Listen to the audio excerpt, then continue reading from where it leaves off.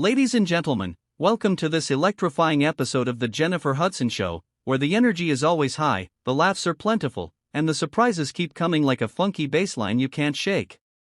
Today, we're diving deep into the world of funk, soul, and a little bit of that purple rain magic as we welcome none other than the one, the only, Morris Day. That's right, the man who strutted his way into our hearts with the time, that legendary band that defined an era of Minneapolis sound, all under the watchful eye of the Purple One himself, Prince. Morris, with his impeccable style, that signature high-top fade, and those moves that make you want to grab your mirror and practice the bird, is here to chat about his latest projects, his reflections on a career that spanned decades, and maybe even drop a few stories that haven't seen the light of day since the 80s. But before we get to that, let's set the scene. The studio is buzzing with anticipation, the audience is on their feet, clapping to the opening theme that's got that infectious groove, and Jennifer Hudson, our powerhouse host, is radiant in a sparkling red ensemble that screams star power. She's got that smile that lights up the room, her voice warm and inviting as she takes the stage, waving to the crowd like they're all old friends. "Good morning, everybody." "Oh, we got a treat today," she exclaims, her laugh echoing through the hall. And as the band plays a snippet of Jungle Love, the crowd loses it, because who doesn't love a little time in their morning routine? Now, Morris enters from stage left, cool as ever, decked out in a tailored purple suit that pays homage to his roots, his cane tapping rhythmically against the floor like he's leading a parade. He waves nonchalantly, that smirk on his face saying, "Yeah, I'm here, and I'm fabulous."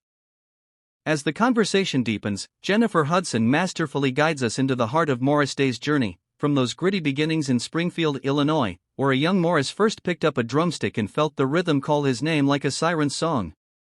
"I was hooked from the jump," Morris recalls, his voice dropping into that velvety timbre that made hits like cool anthems for the cool cats everywhere. "Drums were my escape, my voice when words failed." Jennifer, drawing parallels to her own rise from American Idol to Oscar Gold, shares how singing was her lifeline through trials and triumphs, the way a melody can heal wounds deeper than any therapy session. The audience is eating it up, nodding along as Morris describes the fateful day he linked up with Prince, high school hallways buzzing with talent, a chance encounter at a talent show where Prince's band blew the roof off, and Morris thought, "That's the future, and I'm getting on board." He ditched plans, skipped classes, immersed himself in that creative whirlwind, learning not just beats but the art of performance, the swagger that turns a song into a spectacle.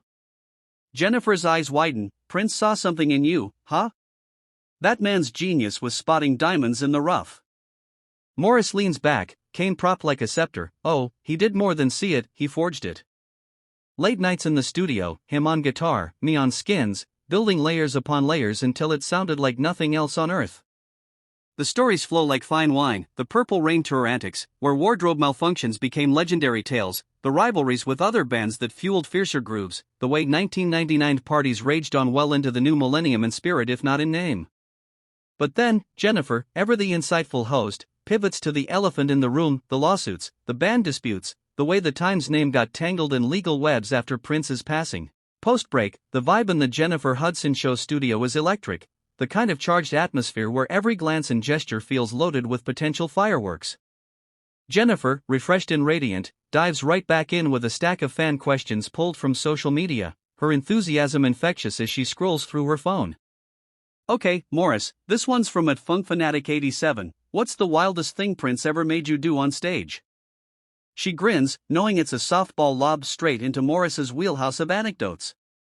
He chuckles deeply, adjusting his cufflinks with flair. "Wildest? Honey, every night was wild with that man. But alright, there was this one show in '84, Detroit, sold out, crowd screaming. Prince midway through Let's Go Crazy hands me the mic and says, 'Day, take 'em to church.' So I do the bird right there, full splits, but he amps it up, throws confetti, fog machines blasting, and suddenly I'm voguing with backup dancers dressed as his symbol. Chaos, pure genius chaos." The audience howls, imagining the scene, purple haze and all, while Jennifer claps along. "I can see it. You'd need a time machine just to catch your breath." The banter flows effortlessly, touching on Morris's role in Purple Rain, that iconic film where he stole scenes as the slick rival, Jerome trailing behind with the mirror like a loyal shadow. "Playing myself, basically," Morris jokes, but with more attitude. Jennifer counters with her own film tales, how directing her life story felt like scripting a musical miracle, notes of resilience in every reel. But as the laughs subside, she steers toward the meatier topics, her voice softening with sincerity. The tension in the studio thickens like molasses in a Minnesota winter, palpable now to everyone from the front row fans to the crew behind the cameras, as Morris Day's words hang in the air, laced with the bitterness of battles long fought but never fully won. Jennifer Hudson, the consummate professional, tries to navigate the choppy waters with her trademark grace, her smile unwavering but her eyes alert, reading the room like sheet music before a high note. "Absolutely, Morris, I hear you. Legacies are sacred, and no one should gatekeep that funk," she says, her voice a soothing alto bomb, aiming to diffuse. But Morris isn't buying the easy out. He's leaning forward now, cane grip tighter, his voice dropping to that gravelly register that once commanded stages. "Sacred? Try stolen, Jennifer. You talk about fans loving a reunion like it's simple, but you weren't there when contracts got shredded, when friends turned foes overnight. Prince trusted me with his vision, and now it's diluted, repackaged by suits who never held a mic."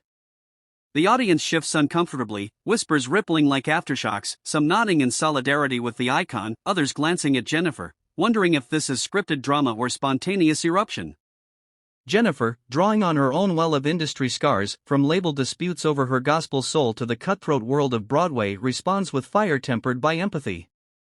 "Oh, I know stolen, trust me. Had my music twisted, my story sold short. But isn't that why we keep performing?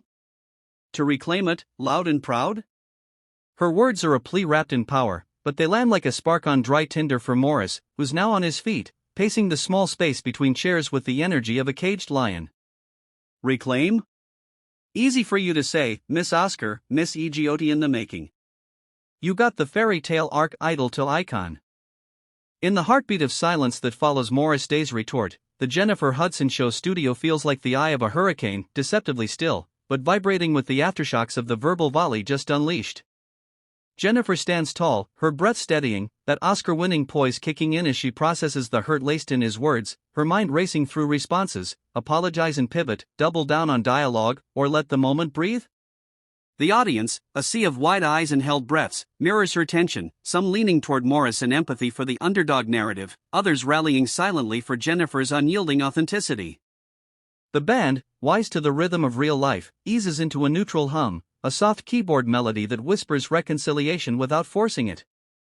Morris, still on his feet, adjusts his jacket with deliberate calm, but his eyes, those expressive windows to a soul forged in funk fires, betray the turmoil, flickering between regret and resolve.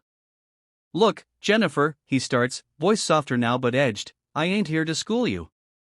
But when you poke at wounds that ain't healed, it bleeds. The time, Prince, me, were more than sound bites." It's an olive branch wrapped in barb, and Jennifer takes it gently, stepping closer, her hand extended in a gesture of bridge building. "And you're right, no one's story fits in a segment. I asked because I admire the fight, Morris. Your fight inspires mine, every day." The sincerity in her tone cuts through the residue of rage, a vocal embrace that disarms, and for a flicker, Morris softens, his shoulders dropping as he clasps her hand briefly. "Admire, huh? That's more than most give."